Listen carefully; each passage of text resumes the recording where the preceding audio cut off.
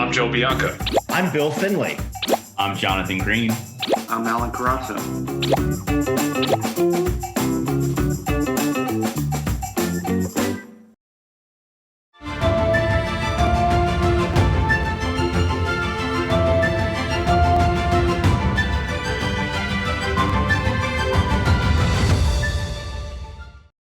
Good morning. It is 10:26 Wednesday, October 28th. This is the TDN Writers Room presented by Keeneland. My name is Joe Bianca. I'm the associate editor of the Thoroughbred Daily News.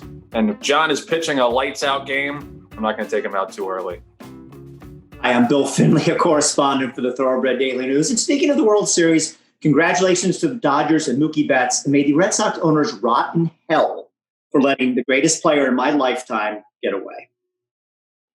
Jonathan Green, general manager for DJ Stable. And I was looking back at my high school track numbers, and Andy Beyer gave me a negative 14 during my 100-meter sprint. Alan Carrazzo, managing editor of the TDN. And I said last week, told somebody the Chicago Bears are the worst 5-1 team in football. Now they're the worst 5-2 team in football. And I'm predicting, we can watch this back in 9 weeks' time, the Bears will not finish better than 8-8. You heard it here first. Ooh. Typical Chicago fan optimism from Al. Very nice. Realism, Joe. Realism. I think you're probably right. And Bill, you got a World Series out of Mookie, so I wouldn't be too sad about it. Okay. TDN Writers Room is presented by Keeneland. Reminder that Keeneland November with 3,777 offerings plus supplementals in the catalog starts November 9th. That'll be right after the Breeders' Cup, November 6th and 7th. The clock is ticking. We're about a week and a half away from the Breeders' Cup. Lots to talk about the pre-entries and the entries to come. And we look forward to Keeneland November as well. Should be a great couple weeks down in Lexington. And hopefully the weather works out and everything is smooth. We think Keeneland's doing all they can, COVID protocols and such. So we're looking forward to all that action coming up at Keeneland. So today the Breeders' Cup pre-entries came out at long last. Over 200 horses entered in the 14 Breeders' Cup races. We'll get final entries next week, and that's when we'll do the really deep dive on the different fields. But just wanted to do a little quick first blush impression of these races. But before we get into that, I wanted to ask Bill, who was just on the Breeders' Cup teleconference, if there was any news to come out of that.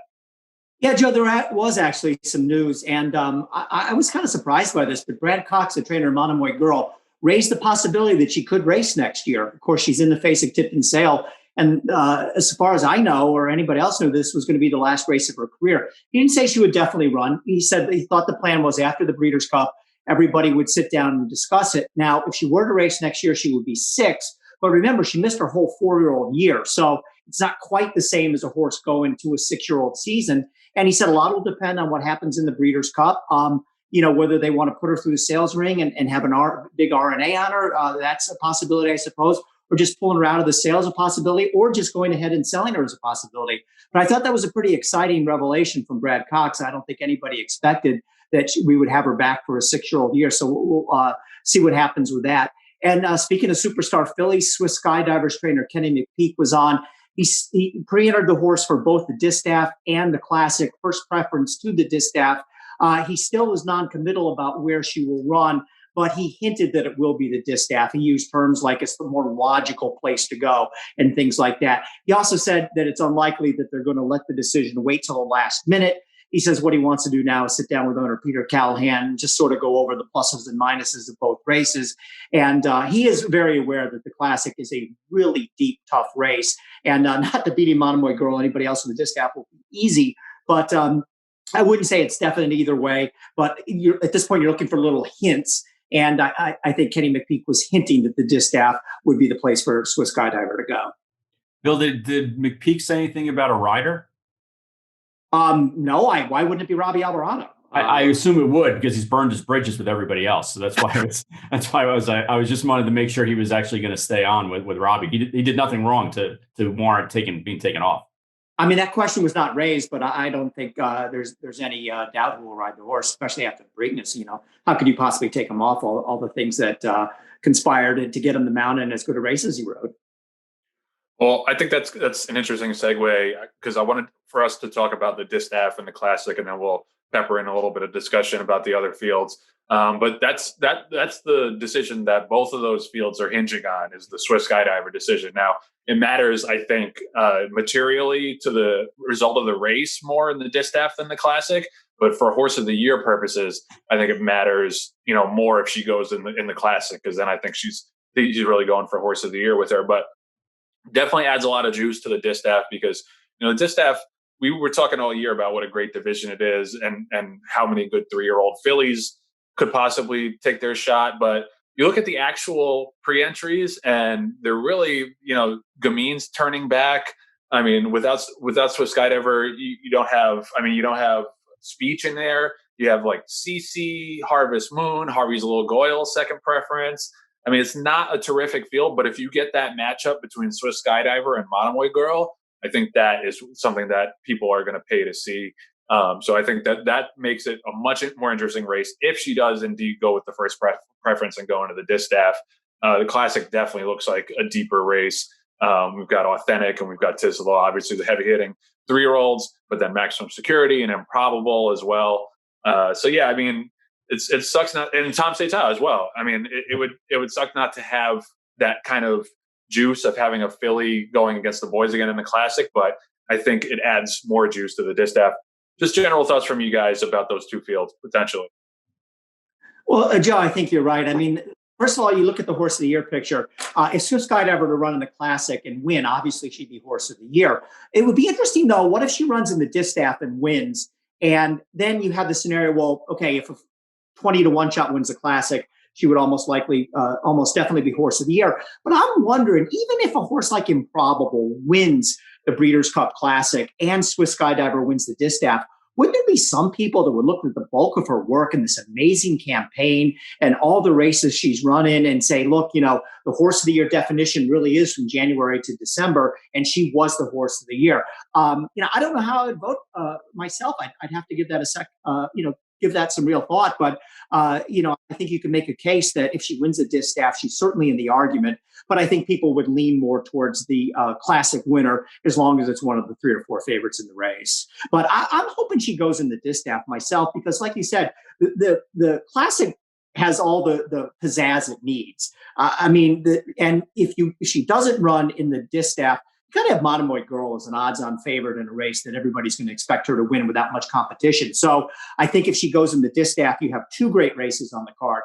You have plenty of great races, but the 2 real highlights are going to be the distaff with a showdown between Swiss Skydiver and Monomoy Girl, and this very, very deep Classic with all the Baffert horses, Tis the Law, Tom's de Tot.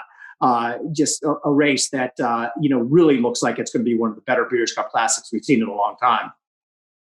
Yeah, I'm very excited to see the Breeders' Cup Classic for that exact reason, with or without Swiss Skydiver. I think that you can make a case for a majority of the horses in the race. Obviously, post position is going to be of great interest to me once they draw next week, but it's a very solid group. And the distaff, it's interesting because there's 11 pre-entered horses, but it could be down to 9 horses depending on how things shake out for a couple of horses like Harvey's Little Goyle. I just like saying her name, but Harvey's Little Goyle looks like she's going to run in the turf race.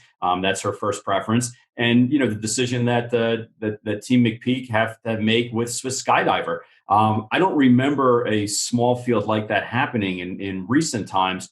What's interesting also to me is when you look at our broader scale, and I don't want to jump the gun on this because I know Alan wants to talk about these 2 races.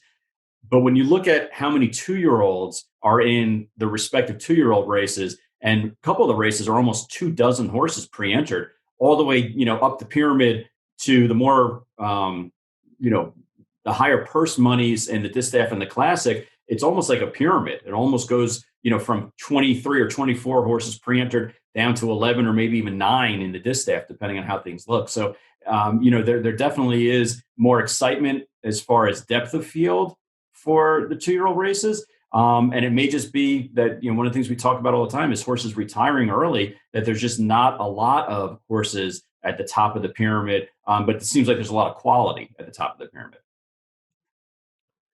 Yeah, Joe, I kind of hope, like you mentioned, Tom Seta almost parenthetically and almost as an afterthought. I kind of hope that's what happens on Breeders' Cup Day. It'll be interesting to see how the bettors handle him, given the time he's been off, and that others have been in training and running, since then.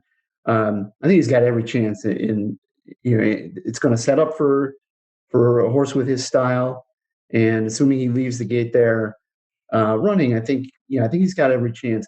John, I don't think the post position is that big of a deal going 10 furlongs at Keeneland. You've got a pretty significant run to the first turn and plenty of time to sort themselves out there. Even with a 10 horse field, I'm not sure that that's going to be that big of a deal. And I agree. The Monomoy Girl versus Swiss Skydiver, those are the type of matchups that you want to get in the Breeders' Cup. But I think it goes beyond them. I mean, I think the race goes through either one of them. But CC's high quality, Point of Honor is classes up well. Valiant showed that she could be a dirt horse last time in the Spinster. So, I think it may be deeper than maybe it looks on paper. And Horologist as well. I was just going to say, we haven't even mentioned Horologist, who had to pony up a lot of money to run in this race. Good job.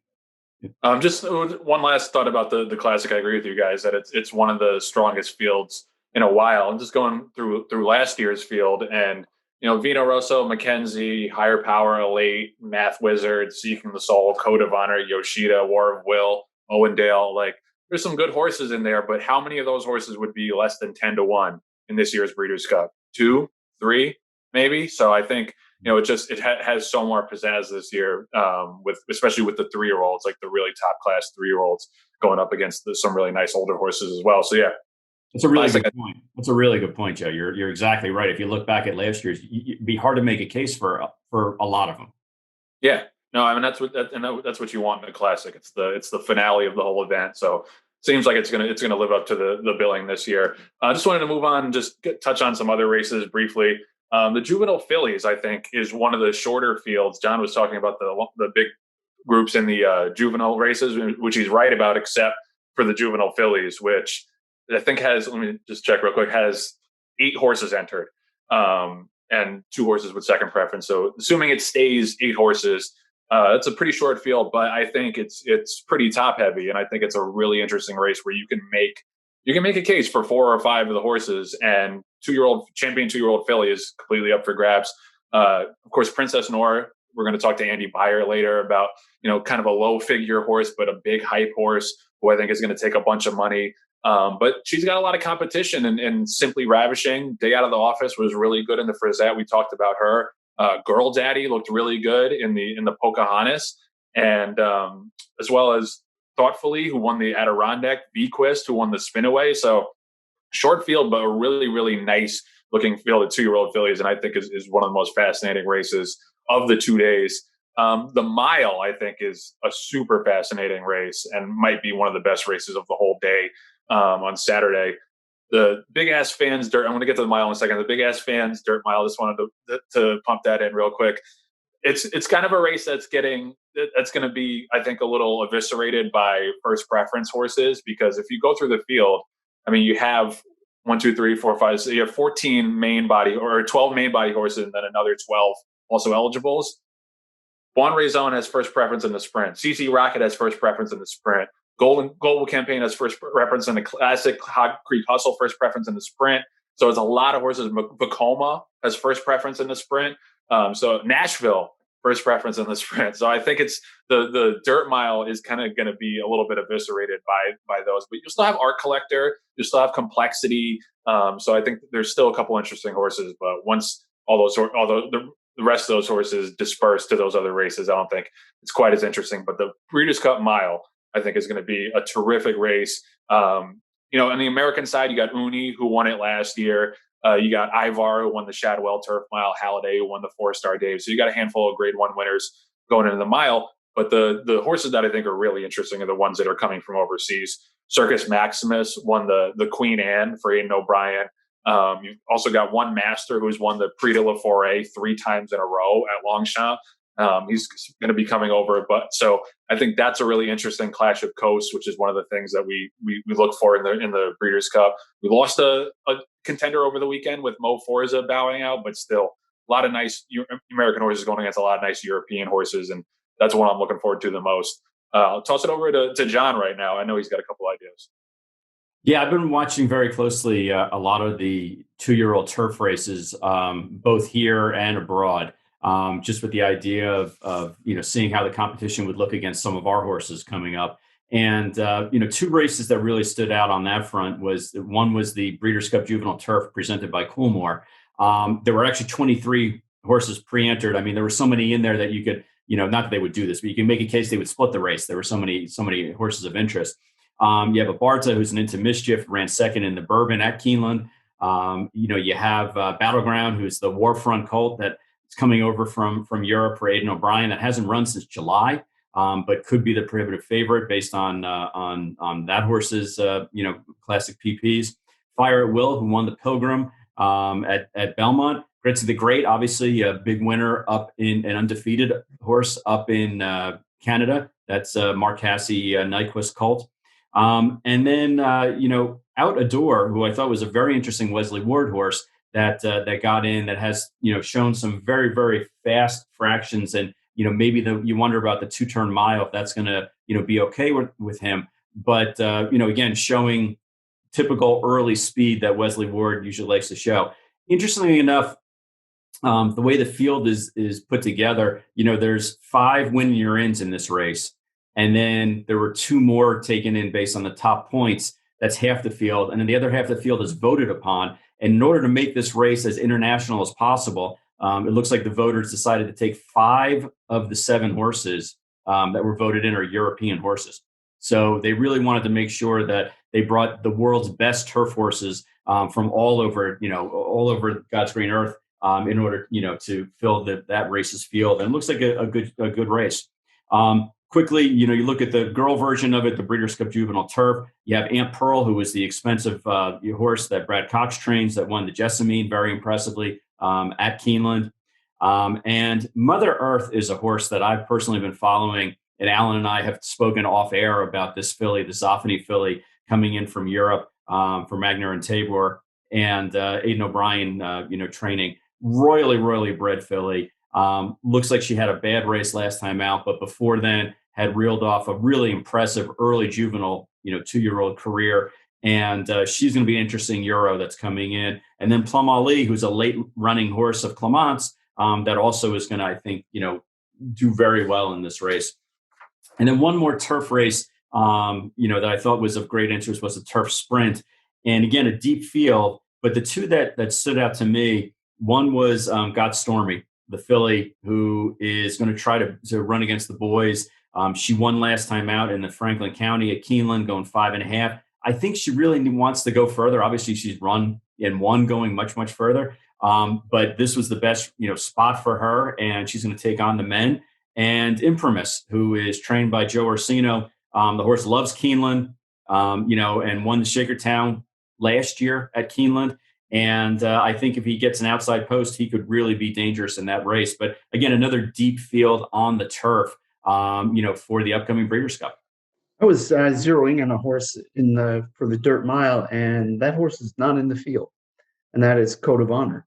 Good point. I'm not aware of any injury. I haven't heard of anything. I don't know if you guys heard anything, but I thought he could be dangerous in there.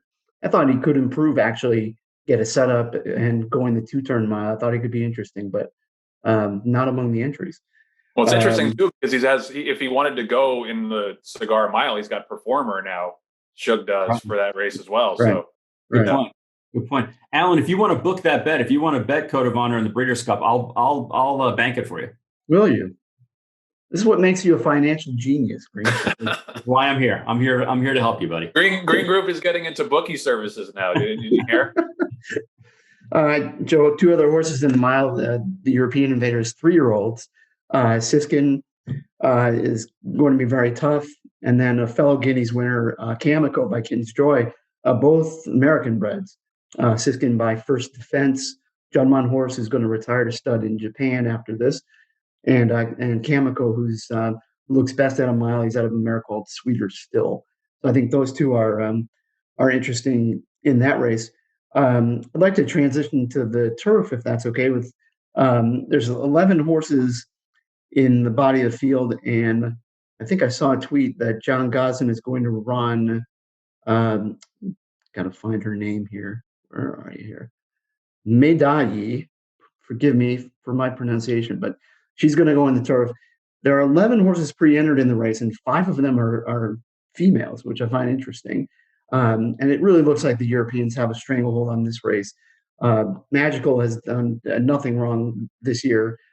She beat a horse called Sir Dragonet in the Tattersall's Gold Cup over the summer. He came back and won the Cox Plate last weekend in Australia. She won the Irish Champion Stakes at Leopardstown. She beat Gaiath on the square that day. Gaiath was intended runner in this race, but is not coming. So she'll take all the beating. Mogul's a 3-year-old, won the Grand Prix de Paris for Aidan O'Brien. O'Brien's won the race 5 times. He's won with 3-year-olds. Found the last time the race was at Keeneland in 2015. She beat Golden Horn, big favorite, and Magician won as a 3-year-old at Santa Anita. So he knows how to get the job done there. Our horses look to be a cup below. Channel Maker is racing in the Breeders' Cup for the 4th time in his career, going all the way back to the juvenile turf 4 or 5 years ago. And then you have United, second last year to Bricks and Mortar, but sure looks to me like the race goes through the Euros there. Yeah, totally agree, Al, that the Breeders' Cup turf, I think, runs through the Euros. I think the mile, we have a couple other better shots, but and the juvenile races, I think we got a couple other better shots. But yeah, other than Channel Maker, I wouldn't hang my hat on any of the Americans in the Breeders' Cup turf. But so good initial thoughts from everybody. We'll have the entries, like I said, next week, and we'll kind of go through it race by race with all the field and the post positions and such, and maybe even a couple of wagering strategies as well. So thanks to everybody for their input, and we'll talk more next week about it. We'll be right back after this message from Keeneland.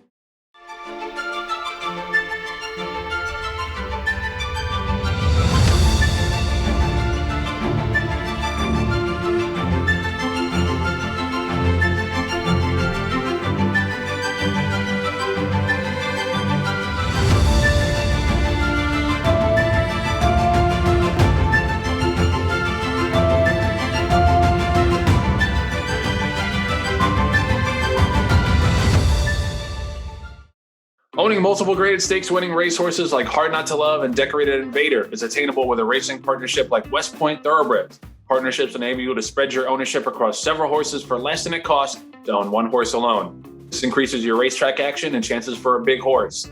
Learn more about why West Point Thoroughbreds is the gold standard in racing partnerships at westpointtv.com. So not a ton of news going on this week. With the Breeders' Cup coming up, we kind of hit a lull a little bit in terms of racing. But we have drug news, and there's always drug news in racing if you look hard enough. So there's a couple stories this week in the past week, but the main one revolves around Bob Baffert. He had Gamine test positive in the Oaks for betamethasone, which is a corticosteroid anti-inflammatory. She ran 3rd in the Oaks, and then yesterday it was reported that Merneith, who's a 3-year-old filly for him, tested positive for a cough suppressant. So this is a couple more red flags here. Bob Baffert has said that these are, through his attorney, has said that these are contamination positives. CHRB has yet to adjudicate and rule on this. It's a tough situation because there hasn't been like this big explosive positive for Bob Baffert that's like, okay, here it is. Here's the smoking gun. He's a cheater, all this stuff. It's been like these little possibly explainable issues along the way. With Gamine, it's like it becomes a bigger issue because she's such a huge name and such a star in the sport. And she has had these big blowout wins. She won by 18 3/4 lengths in the Acorn, had that big win in the test. As far as we know, she hasn't tested positive for anything in either of those 2 races. So take that for what it's worth. But it's just when it's a big name like Baffert and Gamine, it's obviously going to attract a lot of reporting. Joe Draper, the New York Times, does a lot of reporting on Bob Baffert and these horses. But you pair that up with the Justify thing. But at the end of the day, at the least, he's kind of he's responsible for his barn and what goes on in his barn. And whether or not there was something untoward happening, it's not for me to say. But at the very least, I think he needs to run a little bit of a tighter ship, because this is happening far too often for someone who's at the top of the game and has all of these terrific racehorses that we love watching race. I mean, At best, he's been a little bit of a sloppy manager with his stable, and it's kind of unacceptable for a guy who's that big and has so much of racing's reputation in his hands with these high level, big high profile horses. So curious to get your guys' thoughts on it. We'll start with Bill. Well, Joe, I think I feel exactly the same way you do. First of all, I do think it's important to mention that, at least this is my opinion, the people are saying throw the guy out of the sport. No, that's not right. People are saying this is the latest after service in Navarro. I don't agree with that at all. I don't think this is Bob Baffert giving Monkey or Red Devil or SGF 1000, the drugs that these guys were allegedly giving to their horses, in a clear attempt to improve their performance. It doesn't seem to be the case here. So I think to paint Baffert with the same broad brush of Navarro Service and fill in the blanks of the other 10, 15 guys we all are very suspicious of that are juicing their horses is inaccurate. But I would just second what you said here. He's got to do a better job here. This is not right, and it's not okay. He has given racing a black eye at a time where racing can ill afford it. And, why does it keep happening to him? This doesn't happen to Shug McGahee. It doesn't happen to Todd Pletcher. It doesn't happen to Chad Brown. It doesn't happen to Graham Motion. As you mentioned, this is really the fourth incident we've had over the last couple of years, starting with Justify with the scopolamine and the Jimson weed and all that. You then have Gamine and Charlatan 1. You have Gamine 2, and now this. What is going wrong here? What is this guy doing? And yeah, I'm willing to give him the benefit of the doubt that he is sloppy, but that's not okay. This never should have happened in the first place, and it damn well better not happen again, because he's got to realize that it's not just his reputation, which has taken a hit here. It is the reputation of the sport where he makes his living and professes to love. And he's got to dig down deep, find out what's going on here, and correct whatever the problem is with this barn. There can't be a number 5 of this. 4 is way too much. 1 is way too much. Bob, let's get your act together and stop. Yeah, and like it or not, he's the face of racing worldwide. I mean, he's successful. He's in one of the biggest markets, media markets in the world, out in California. He runs horses everywhere. He wins races everywhere. He's got the iconic white hair. I mean, he is when people ask about, they find out I'm in racing. They say, number 1, have you ever been to the Kentucky Derby? And number 2, what's Bob Baffert like? And it's because he's so top of the head with people outside of the industry that's where they go to, and he's a gravitating figure. I mean, we had him on an interview here. He's a nice guy. He's a good guy. He's very intelligent. He's very down to earth, and he represents the industry well. From a media standpoint, but from a business standpoint, if we're going the route of, hey, he's just not a great manager of people, or he's not a great hirer of people, then that's a whole different story. And I don't know if I can give him that benefit of the doubt. So he should have pick of the litter of the top exercise riders, grooms, and hot walkers, et cetera, to the point where, these people should be professionals and should know that if they're sick, they can't come in on Dayquil, NyQuil, Robitussin, whatever, fill in the blank. So, I kind of think it's circumstantial at best that he's having these issues with his employees as well. By the way, John, in this group here, this foursome, I am the guy with the iconic white hair. You have to have hair to have white hair, Alan. It's there, trust me. Okay, all right. My problem with this whole thing, and I agree with everything. This is the ultimate insurer thing. So the buck has to stop with the boss. So Bob Baffert's Harry Truman here. He's got to bear the responsibility for it. I don't like the argument that goes, a horse tested at 27 picograms, which is 1/1 of a gram, and so the rules are bad. The rules are the rules, and if you fall afoul of the law, you've got to pay a price. And maybe the whole thing needs to get. We need to come to this one set of rules that's applicable in every jurisdiction, and that's well and good. Just make sure that you're not breaking the rules. And the environmental contamination, you almost understand that argument where it came to the justifying the Jimson weed, but this one, I'm curious to hear the story of how dextromethorphan gets into a horse's, like, does the groom come up to give the horse a kiss, go, and now the horse has got that in his system? How does the horse test positive for that for some guy that's taken Dayquil or NyQuil or both or who knows what? It's such a, it's such a weird thing, but absolutely. But these guys, I agree. I don't think Bob Baffert was looking for an edge. I don't think he's trying to cheat. And like Bill said, this is not SGF 1000. This is something on a much more minor scale. But you gotta run a tight ship, and that's 100% the case. Alan, is it true that NyQuil is going to sponsor the turf race next year, the Breeders' Cup Turf? Is it going to be the NyQuil Sleepy Time Turf Race?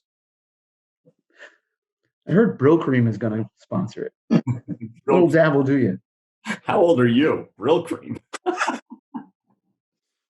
Just following up on Al's point, I wanted to ask John, as someone who is presumably on the backside a little bit, he delegates to his underlings to actually go touch all the horses. But as someone who is theoretically on the backside a lot, how credible do you find these almost constant contamination excuses? Not just from Baffert, but everybody. That seems to be the go-to excuse for a lot of people when they fail a drug test. Yeah, and Joe, that's actually a really good question, and I understand that the testing, regiment is such that you're getting down to such a finite, literally a granule amount of a medication or an illegal substance that's coming up in some of these horses, and you wonder how that happens and how it doesn't happen to all of them. And if a groom is in a stall with a horse and coughs on it, and that's why it's testing positive. Again, we're it's hyperbole, but then as they're walking down the shed and coughing into their hand, and then they touch a saddle towel, and that saddle towel's put on another horse. You wonder sometimes how all these horses don't get test positive if this is the sensitivity level of the testing. Now, the other thing to look at is, why is Bob Baffert getting kind of pulled out of this, when if you go on the website and you look up the other complaints, there are a lot of other trainers that are coming up with similar issues. And quite frankly, I think it goes back to the argument of, because Bob Baffert is the top of the industry, and no offense to a couple of these trainers, but nobody cares about Terso Lehman or Kathy Walsh if their horses come up positive, for banned substances as well. It's like if Alex Rodriguez, when he was playing, if he made an error, everyone jumped on top of him because it was A-Rod. Well, and I think it's interesting too, and I agree with what Bill said before about how you shouldn't lump him in with Service and Navarro, because that was like a criminal conspiracy type thing where they're synthesizing drugs and like having a real edge. The stuff with Baffert is troubling, but I don't think it's on the same level. But the interesting thing about Service and Navarro was everybody with a cursory knowledge of racing, and especially the claiming game, knew that something was up, because they would claim horses off of other people and then move them up 10, 20, 30 points. Like that kind of cheating, allegedly, seems extremely obvious to everyone who's looking. And honestly, that kind of is an indictment of the sport, that everyone else could see it and nothing happened about it for a long time. That aside, it's an interesting thing with Baffert and other guys like that, like Chad Brown, because they get such good stock. They get the top of the cream of the crop of the stock in the business. And you would think that they wouldn't need to cheat. At the same time, people look at them winning at 25, 26%, and they naturally have this inclination to think that these guys are cheating. Well, that's not necessarily the case. It might just be that they have such good stock. So if you are scared of running against them, that, they naturally have high win percentages. So, Baffert's the kind of guy who's always going to have that cloud of suspicion around him, because he does win so many of these big races and because he does win at a high percentage. So I think if anything, that means he has to run a tighter ship than the normal guy. And he has to do an even better job than the regular who doesn't have that kind of attention on him at all times. One more thing about Baffert I'd like to say is I think he's been getting some bad advice. Obviously when something like this is very serious, he's got to be careful. I think he's relying a lot on advisors, particularly his lawyers. I think people are tired of my dog ate my homework. And I think going forward, I think that has worked against him. Certainly has a right to defend himself, but I think he would have been better served by just, not harping on these excuses and just saying, it's my responsibility, this was wrong, and it's not going to happen again. I think he's gotten some bad advice. I think that has turned people off as well. There's one other thing too. There's a link now. The California Horse Racing Board is posting links to their documentation for the lower class violations. So to think that's just Bob Baffert's of the world, and there are other names up there recognizable. John Sadler's name is up there a couple of times. Bob Hess Jr. is up there.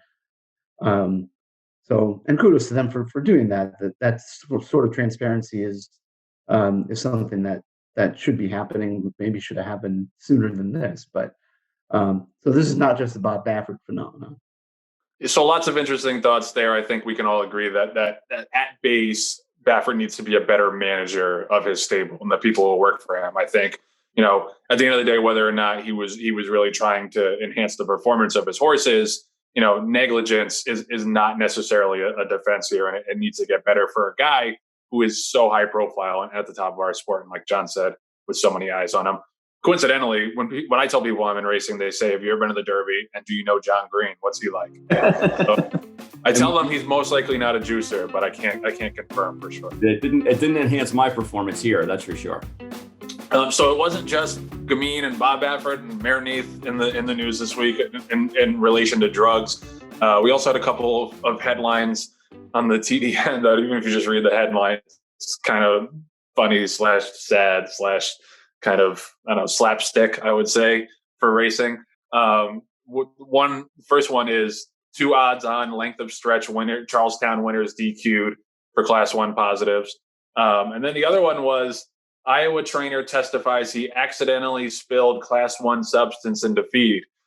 So this is kind of what we're dealing with now in racing. I think if this is your first time watching this podcast and you don't know that much about racing, like this is kind of what it's like. We don't have these headlines every week, but we get these stories that trickle down to us, and you got to laugh sometimes. I mean, it's just, racing has so many ridiculous, drug stories and positive tests and all this. The Charlestown one is more interesting to me because the Iowa guy, first of all, it's kratom. So kratom is not like super toxic. A lot of people use it for opioid withdrawal. There's competing sciences depending on how beneficial or how harmful it is.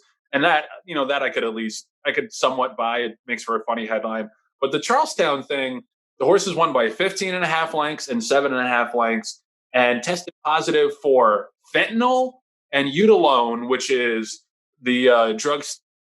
So if you remember those headlines of people like trying to eat faces off of other people, usually in Florida, that's what bath salts are. And that's what a horse was running on at Charlestown, allegedly, as well as fentanyl, which is like 1 billion times stronger than even heroin.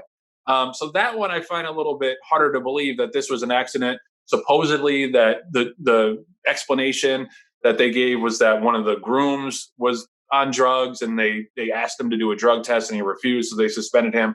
But no suspension for the trainer. So this was a trainer that shipped the horse, Tim Kreiser, who shipped the horse from Penn National to Charlestown into the barn of, what's this guy's name? Jack Hurley. And then the horse tested positive for these races at Charlestown.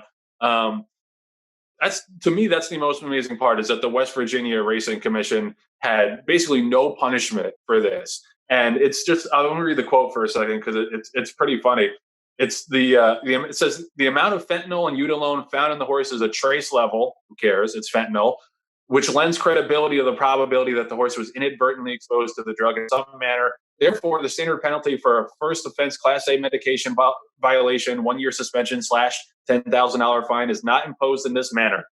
And it says he was being held accountable for the positive, and yet no punishment whatsoever. So the positive is on his record, but there's no fine, there's no suspension. To me, this is the problem. These stories are going to pop up in racing, especially if environmental contamination is as prevalent as John, and Bob Baffert's lawyers may argue. This is the kind of thing that's a problem where there's no accountability, there's no punishment whatsoever, and it seems that the benefit of the doubt is given to trainers so much more often than it isn't. And I get it. Like I get that, you have to work with these people. You have to fill races. I get the logistical concerns of running a racetrack and karting races, but the horse tests positive for fentanyl and bath salts, and you're like, now we think that this guy is responsible, but we're going to let this one slide. Test positive for your horses on fentanyl and bath salts once, fool me once. This is the kind of thing that you shouldn't need 3 strikes for. That famous story, go on fentanyl once, shame on you. Go on fentanyl. I mean, it's what we've heard since we were kids, it's just about the fentanyl. Jesus. How about the fact that for the year plus we've been doing this wonderful podcast, people have been complaining about us not, being too New York centric and not regional enough. Well, here's a story for you, for West Virginia and for Prairie Meadow fans. You guys have positives also.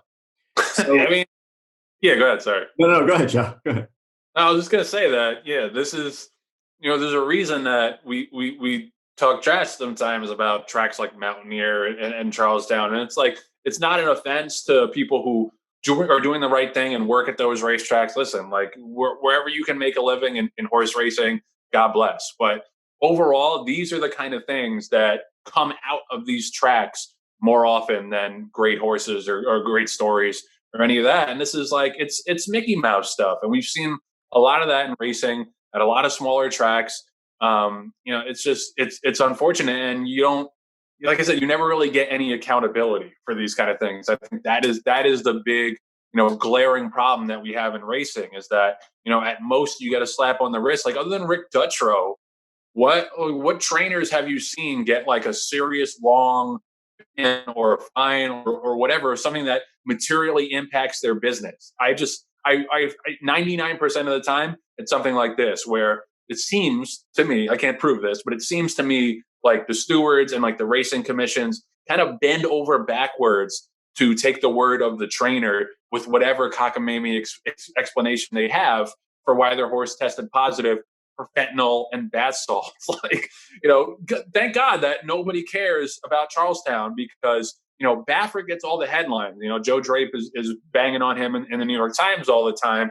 And, Bob Baffert has some stuff to explain as well. But this is blaring red lights that makes our sport look completely ridiculous and like the Wild West. And, accidents can happen. I'm sure that there is some kind of way where a horse could get accidentally contaminated and then just happen to win by 30 lengths. But it strains credulity to think that this is a situation where there should have been no punishment whatsoever other than a hearing. And the horse that won by 7.5 lengths at Charlestown, I think that is the length of the stretch at Charlestown. The way that racetrack is set up. Now, Bill Finley, I do have a bone to pick with you. You okay. Of all people in this modern day of racing who constantly rails against horses not running enough, you did not even talk about the fact that this horse, Candy My Boy, that came up positive allegedly twice, ran twice within 8 days. That is the old school iron horse, example of a horse running more often than not. I mean, I thought for sure you'd be like, at least the horse ran twice. Hey, John, at least the horse ran twice in 8 days. Thank you, Bill. That's the Bill Finley we know and love. That's the only way. I had 2 sort of tangent comments. Number one, like as a parent and as a manager, you teach your kids or your people that work for you to be responsible and take accountability. So I love the fact that there's zero accountability here. Number one. And number two, I talked to my brother last night, who lives in Chicago, and he's a sports fan, but doesn't really know much about horse racing. And we talked for about 8 minutes about Bob Baffert.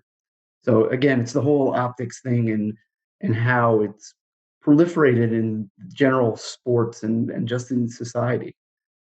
Yeah, I mean, it's we joke about it. It's funny to me, like because like I said, it's slapstick comedy that all this, these ridiculous headlines that you could only see in racing come out so so frequently, but it's a serious problem. And like I said, thank God that nobody in the national media pays attention to Charlestown, because, if racing were, this is one of the situations where, it's kind of a blessing in disguise that racing doesn't get that much national attention, because if this were baseball or football or whatever, this would be a major story, like across the bottom of the ticker, at the, the lead of the ESPN ticker. But it gets to go under the rug because nobody cares, but we care. And this is just the latest in a series of ridiculously bad headlines that only this sport, with its lax regulation and slaps on the wrist for violators, could produce. And there's no fear of accountability, I think, overall in racing. And I think that is one of the core problems in the sport. And hopefully it gets better with the Horse Racing Integrity and Safety Act and USADA getting involved, where there will be actual punishments. We're talking year-long, multiple-year suspensions, huge fines. At the end of the day, it's just so toothless, the regulatory structure that exists in racing right now, and it's been that way for a long time. Hopefully it changes, but for now, we can laugh at it. Anya, sorry, I didn't mean to jump on your conclusion. Go ahead. Yeah. But I think it's really, I think you're right. I think it's twofold, though. I think one is that people can see that there's lax testing and that you can kind of get your way out of it sometimes. But the other thing is, I think a lot of trainers are under tremendous pressure to have to keep up with the Joneses and to also pay their bills. And when there are trainers in the industry that are cheating and winning races and basically taking food off their tables because the alleged cheating trainers are winning races and the people who are doing the right thing are not winning as many races, it's got to be all kinds of pressure, from your owners and for yourself, and to pay your bills and to pay your employees, and to have a chance to get better horses because you have a better winning percentage. So I think it's part of the problem is that there are lax regulations in testing, and the other is that the people who are taking advantage of the system are winning a lot of races and winning a lot of money, and therefore getting more and more horses. And I think it's just a cyclical issue where it's positive when they win and you get more horses and you keep going up the ladder, and when you don't win, it's negative and it keeps going down the tube. So these individuals are under all kinds of pressure. And I know we're kind of joking around a little bit about this stuff, but it's got to be really impossible for the honest trainers in the industry to continue to try to do the right thing time and time again when they're getting their heads handed to them by people who are not playing within the rules. Yeah, I mean, that to me is the real serious part about it, is that they're, first of all, beyond the animal welfare issue. That's the biggest concern. But then beyond that is, taking money away and taking business away from trainers who are trying to do the right thing. And yeah, I'm laughing at the absurdity of the headlines, but it's really not funny, when you take an overview of what this means for people who are trying to do the right thing in the sport. But yeah, I love the trainer is responsible, but there will be no punishment. That's my favorite line. It's right. Just if you could sum up the toothlessness of racing commissions and stewards across the country with that one quote, I think that's it right there.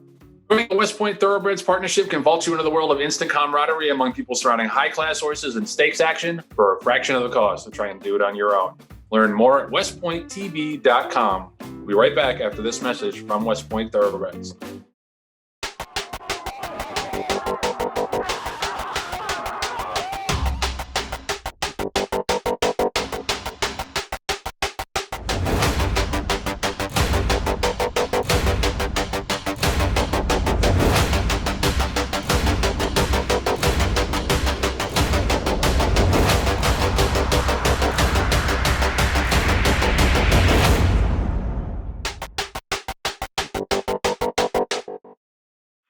So we had our negative drug corner of the show, but now we want to shine a little bit of a positive light on a positive story, because we do have these success stories in racing. Santa Anita wrapped up their autumn meet on Sunday, 16 days, no racing fatalities. They've had 5 racing fatalities this year overall, from 5,069 starts, which is a fatality rate of under 1, which is kind of unheard of for dirt tracks. So I just want to give a hat tip and a shout out to Santa Anita, because it seems like, the reforms that they put in place from the winter of 2018 and 2019, when they had that epidemic of breakdowns, have really paid dividends, and they deserve a lot of credit for that.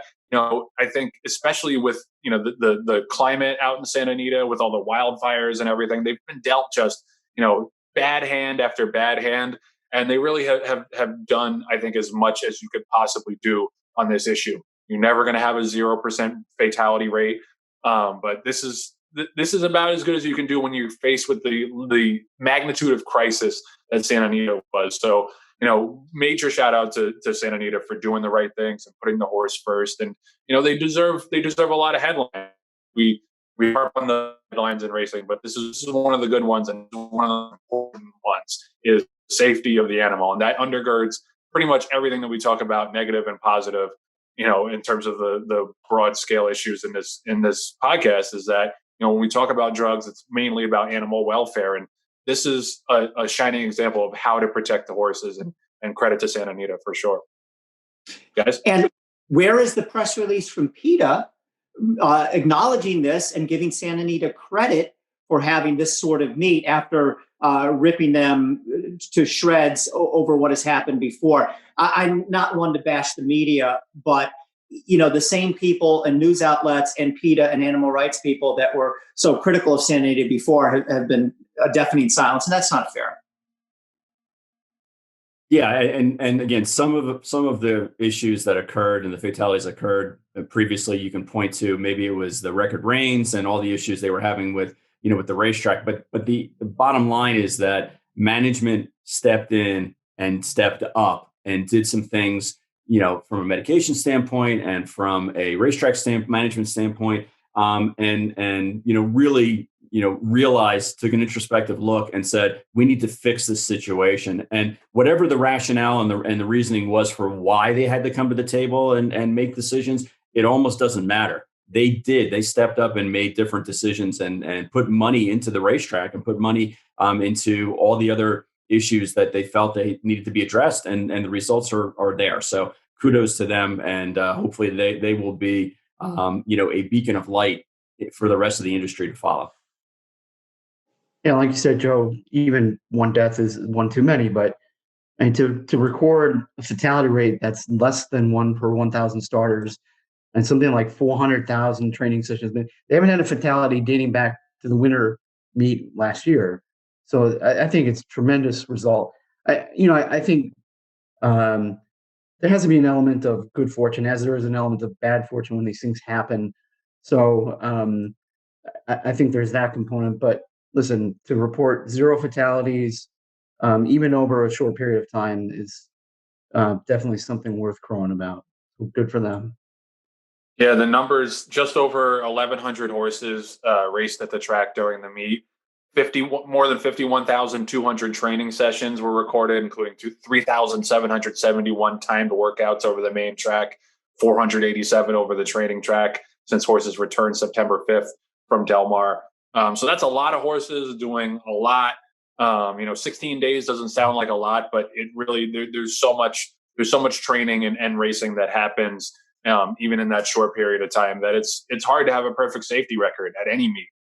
So this is definitely something to be lauded and to be emulated as best as possible around the industry. So hats off to Santa Anita, and we hope that things continue in this positive direction over the upcoming winter meet. The New York Racetrack Chaplaincy Christmas Drive is now underway, helps out the backstretch families at Belmont and Aqueduct. Check out more about it and why Michael Dub decided to sponsor a family this Christmas. In my time around the backstretch, it's been apparent to me that the backstretch chaplaincy is really part of the backbone of the racetrack, and what they do for people, the care. There are no bounds, no limits to what they will do for the people of the backstretch in terms of improving their quality of life. And I fully intend to support their Christmas charity and their pledge, and to support a family. The Green Group Guest of the Week is sponsored by The Green Group, an accounting, tax, consulting, and advisory firm specializing in the thoroughbred industry. With over 500 clients in the horse business, they have proven strategies to save you taxes. Learn more about how they can help you at www.greenco.com. So our Green Group guest of the week is a man who needs no introduction, but I'm going to do it anyway. The Eclipse Award of Merit winner, longtime columnist for the Washington Post, author of several seminal books on betting the horses. Andy Beyer, thank you so much for joining us. Well, thank you for having me. Absolutely. So we thought it was a good time to have you on with the Breeders' Cup coming up and lots of huge issues going on in the racing industry. I'm sure you have lots of opinions, but I wanted to ask first personally about your personal betting habits. And you retired a couple of years ago. I was wondering if you bet more or less, if you bet differently than you used to, and why your habits have changed. I bet much less. When I developed the figures, and I was just about the only person, who had speed figures, I had like as great an edge as a gambler could want from, say, the mid 70s to the mid 90s. And now that that speed figures are common currency and everybody has access to them, I don't have that edge. So it would be, I made hay while the sun shined, in those golden years. But the figures don't give me that kind of an edge anymore. Plus, there are elements of the modern game that I just don't like. I mean, and at the top of the list, I think that the Rainbow Six and other copycat bets, with big jackpots that pay out to only one winner, have for me like killed the game in a lot of ways. I mean, there was nothing I used to like more, and got my juices flowing like a big carryover in a traditional pick six. But the jackpot bets are to me a sucker bet that fleeces the average player and was really created to benefit the big gambling syndicates that normal bettors can't compete with. So I'm down on that. Hey, Andy, thanks for joining us. And speaking of the Breeders' Cup, there is at least one race where the Beyer figures are going to really make a statement. And I think you know where I'm going with this, the Breeders' Cup Juvenile Fillies. Princess Nora on paper, and before anybody ever heard of speed figures, probably would have been overwhelming favorite, wins the races easily, trained by Bob Baffert, exceptionally well-bred. But as you like to say, she's just plain slow. Could you tell us about Princess Nora, her figures, and how she stacks up? And is she a throw-up? Well, I wouldn't go that far. I mean, you've got the best trainer in America, and you've got a horse who's been winning easily and can certainly improve. If she's forced to run harder, I guess. But I became kind of aware of her when she ran in her last race. The commentators on TVG were just deriding the Beyer Speed Figure, saying, "How can this great horse only be getting figures in the 70s?" Todd Schrupp, one of their commentators, mentioned her in the same breath with Ruffian, a sacrilege, I thought. But the fact is that when I look at all of her races, the figures are solid as a rock. I mean, when she won her last race, the stakes at Santa Anita, there was a really weak group of male 2-year-olds, kind of going the same distance, and she was, you just had a direct line of comparison, and her time was very mediocre, and as were her other races. So, I mean, I always believe in standing by my figures when I can, and so I'll definitely be betting against her on the Breeders' Cup. Andy, it's Jonathan Green, and one of my questions for you has to do with what you wrote in one of your 4 books, which talked about the Beyer numbers being raw speed figures, and some of these other performance tracking units, whether it's the sheets or Thoroughgraph or fill in the blank, are more considered performance figures. Could you give the audience just a quick tutorial on the difference between the Beyer numbers being raw speed figures and the others that are, I will call copycats, that are more performance based? I don't knock them. It's just a No, different no. philosophy. But when I started developing the figures, my feeling was I had to know accurately how fast the horse ran, and I felt that as a handicapper, I could and would deal with all the other figures. If a horse was 7 wide on a turn, I could know that. If there was a destructive pace in the race, I can look at the data and I can know that too.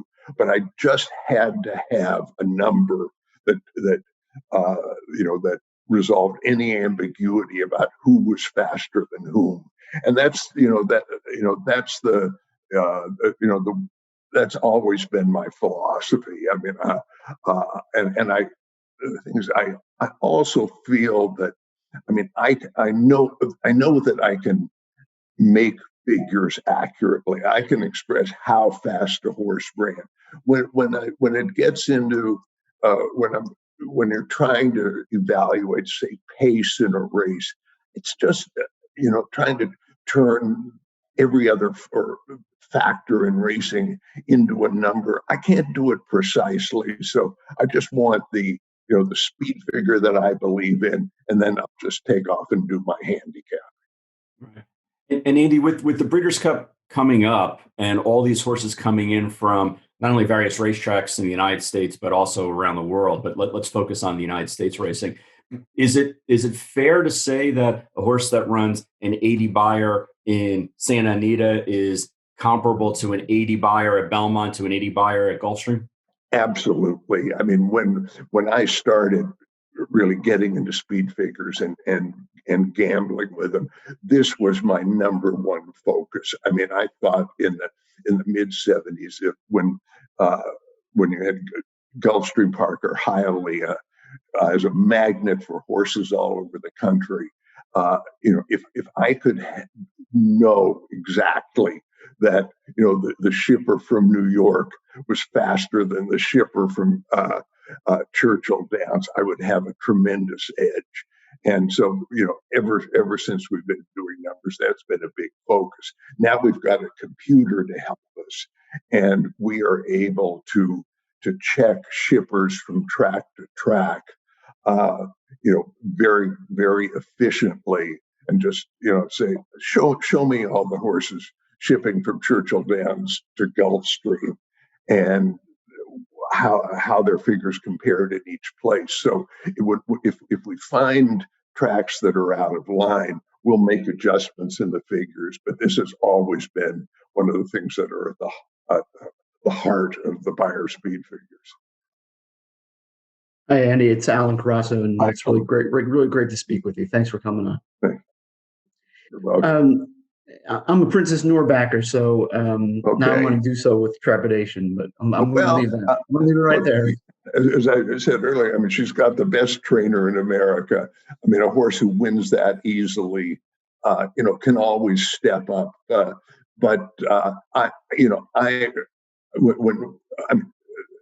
When people make that argument, well, she won so easily, she'll run much faster than she has to. It's more often than not wrong. I'll just go with the numbers, but right. I wish you luck, but don't bet too much. I wanted to ask you about the evolution of your figures. Back 20 years ago, it wasn't uncommon to see the formal golds and skipaways and ghost sappers earn figures north of 125. And those are a thing of the past these days. A top figure these days is maybe Flincher got a 116 for the Joe Hirsch 1 year or something like that. But yeah. What's led to sort of pulling back on those numbers? Why don't horses run quote unquote as fast now as they did then? We have kind of measurements to make sure that, or to try to ensure that the numbers mean the same thing over time. I mean, it's a tricky thing to do, but we had Frosted running a figure of 123. We Arrogate of 122. It's just that there aren't as many performances like that, and I think it's not because of the mechanics of the figures, but just changes in the game. Horses don't run as much as they used to. They're retired sooner, so you don't get horses with 30 race careers who have plenty of opportunities to run giant figures, and uh, the and horses aren't again, they just aren't pushed as hard as they were, and I think there has just been perhaps a general decline in the breed. But as I say, I don't read this as a as an indictment of the figures. I say one more thing, and particularly in the most high profile races, the Triple Crown.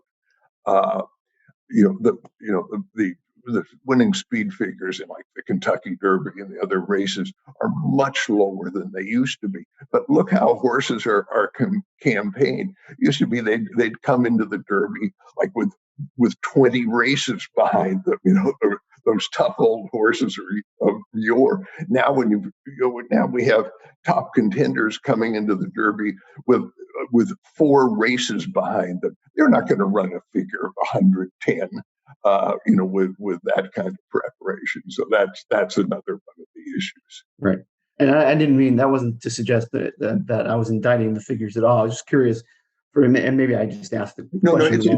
I was curious. It's all right, because we worry about that too. But I think we want the figures to be right historically, and I think they are. But it's a tricky. It's a tricky thing to get exactly right. I wanted to broaden the discussion a little bit. You wrote your books when you were in your early 30s. I think my $50,000 year at the races, you're the same age that I am right now. I wanted to ask about how I think that those books actually did a really good job marketing the game to younger people, young professionals. And I think that's something that racing does a pretty poor job of now. Do you have any ideas, or do you have any kind of concept of why racing has failed to recruit these younger generations of bettors now, and if there's anything that racing could do better? Well, there's so many gambling opportunities now, and when you look at the wide availability of sports betting, of just kind of online everything, that it's just a competitive marketplace out there, and racing with its high takeouts, the the specter of kind of illegal drugs that might undermine people's confidence in the integrity of the game. I think that somebody looking objectively at different gambling options and saying, what do I want to put my money on, might not view horse racing as the best gamble around.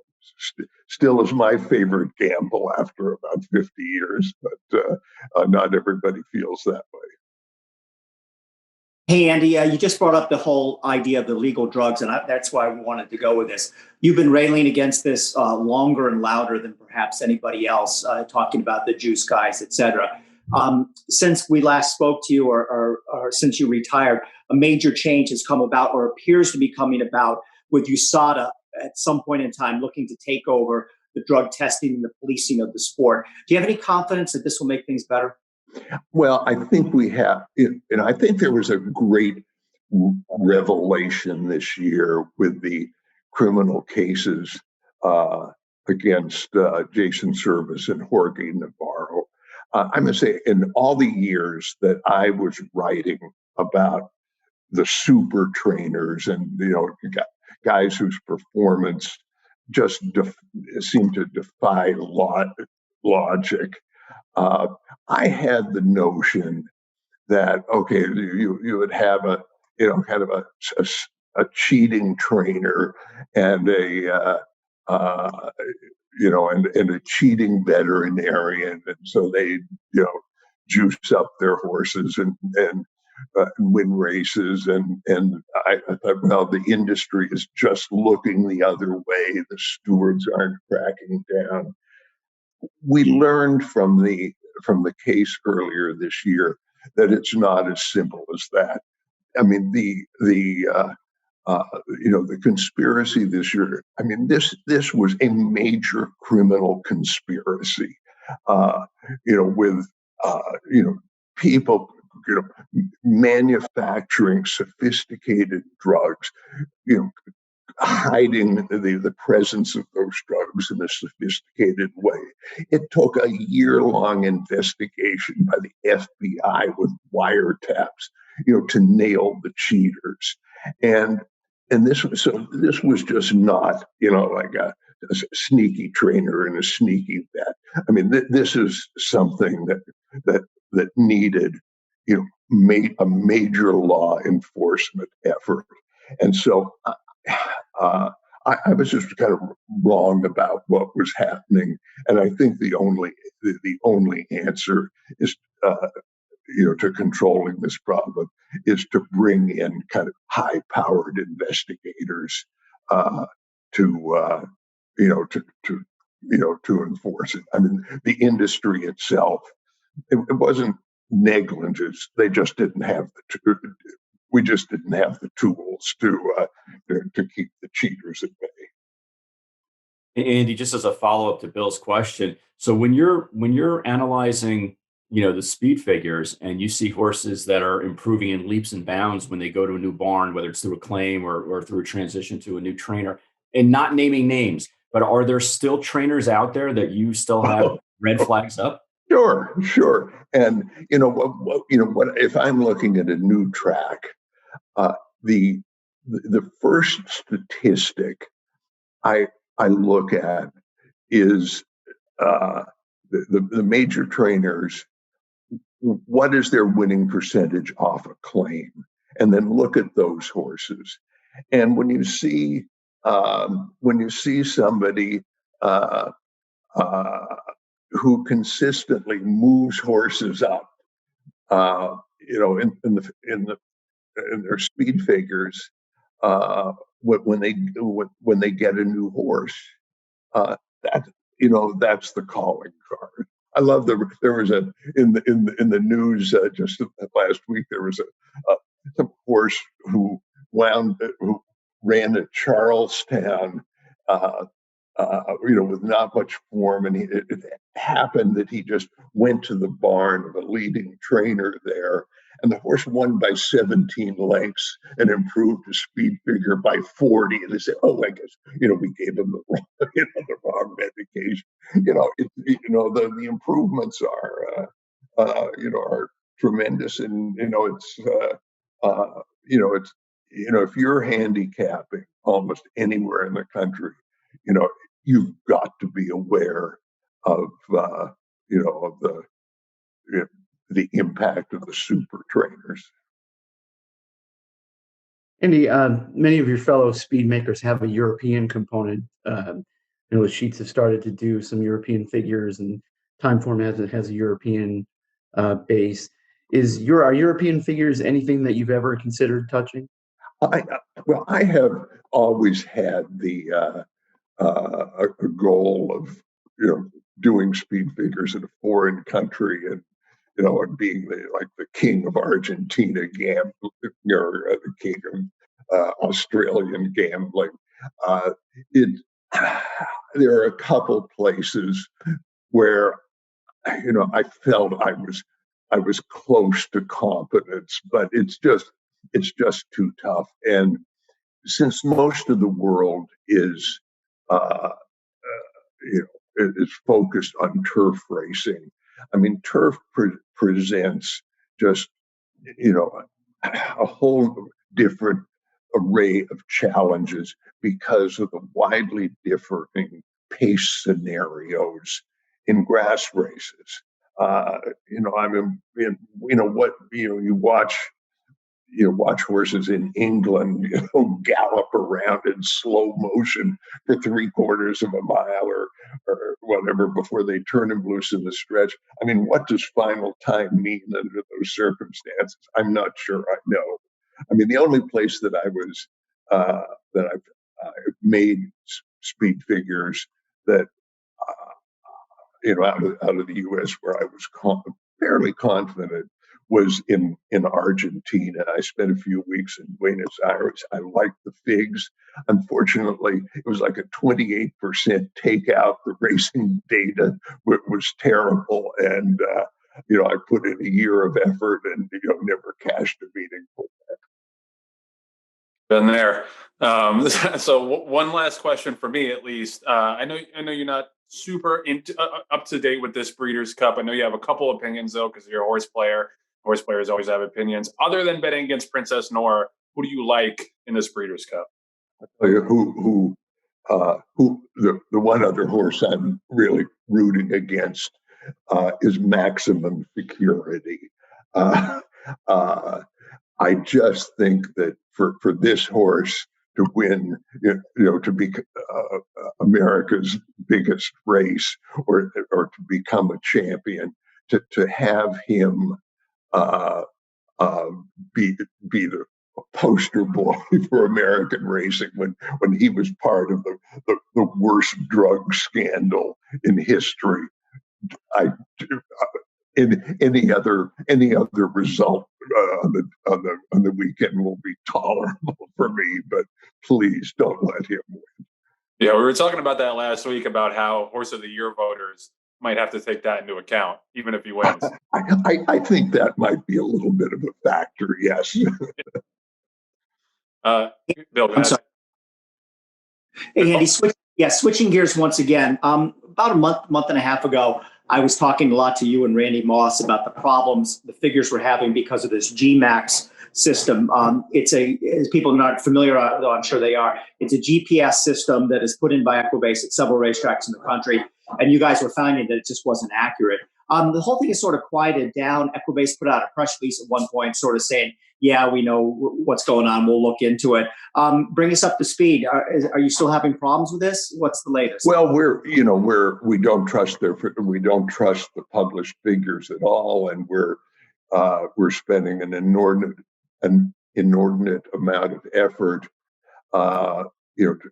timing races, the races at their tracks ourselves. I mean, Randy Moss was really kind of ahead of almost everybody on this. Developed, methods using very sophisticated video editing software where we can, in most cases, clock the races accurately. But the Equibase people, will feel that they can improve things. We'll have 2 transmitters instead of 1 in the saddle cloth and this and that. But I just think that the problems are inherent to the GPS system. It's not, it's just not precise enough for the data that we need in racing. I would draw on my experiences as a frequent user of Uber to go to restaurants, and you take a restaurant an Uber to a location. The driver finds an obscure street. He gets there, and then says, "Now, where's the restaurant? Where's the sign?" Getting that last 10 or 20 feet is something that the GPS doesn't really pinpoint, and I think that's that's the key problem. I mean, it's just not precise in an area where we need absolute precision. I mean, to be wrong by 2/5 of a second on the time of a race, will just, destroys any attempt to do speed handicapping or make speed figures. All right, Andy, thank you so much for joining us, and thank you for your insights over the years. Okay. I think for a voice that. My pleasure, guys. But you enjoy your retirement, and appreciate you taking some time with me. Take it easy. Bye-bye. Yeah, thanks. Good luck in the Breeders' Cup. Okay. The Green Group Guest of the Week is sponsored by the Green Group, an accounting, tax consulting, and advisory firm specializing in the thoroughbred industry. As this week's Green Group Guest of the Week, Andy Beyer will receive a free 1-hour tax consultation. Learn more about how they can help you at www.greenco.com. We'll be right back after this message from the Green Group. The Green Group is widely recognized as the top-rated tax and accounting firm specializing in the horse business. Why do the top owners, breeders, pinhookers, and trainers trust the Green Group as their tax advisors? The difference is experience. Firm founder Len Green has over 4 decades of experience owning, breeding, and racing horses. First-hand knowledge gives Green Group clients proven tax and money-saving strategies. Visit the Green Group at www.greenco.com. The Green Group, proven strategies to save you taxes. All right, so that's going to do it for this week's edition of the TDN Writers Room presented by Keeneland. Remember, Keeneland November starts November 9th, 2 days after the Breeders' Cup World Championships at Keeneland Racecourse. I want to thank Bill Finley, John Green, Alan Carasso, our Green Group Guest of the Week, Andy Beyer, our producer, Patty Wolf, and our editors, Danny Seiper and Aaliyah LaRocca. Thank you for watching. Wear a mask. We'll see you next week.